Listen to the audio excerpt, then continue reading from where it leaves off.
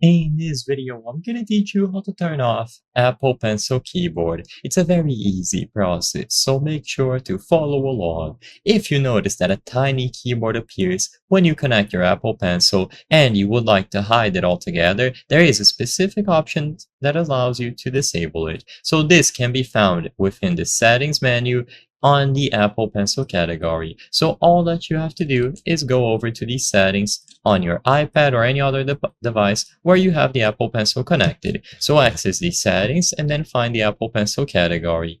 In here, you will find plenty of options, and the one that you are looking for is going to be Scribble. Use Apple Pencil to handwrite in any text area to convert it into type. So all that you have to do is disable this.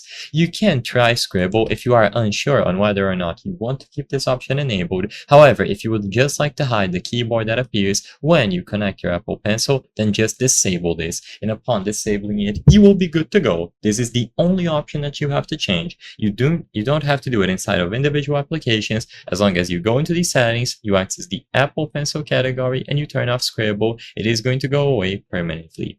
Of course, you can enable it again if you would like to find the option once more, and you can change other settings about the Apple Pencil, but for this video, it's the only one that I wanted to bring up. Upon changing this, the little keyboard that appears will go away, and instead you will be using your normal keyboard. So there will be no floating keyboard that pops up when you connect the stylus. If you want to try Scribble, like I mentioned, use the option over here. And usually this will only work for English. However, maybe in the future updates, more languages will be added that are compatible with Scribble. But if all you want to do is turn it off altogether, disable the option.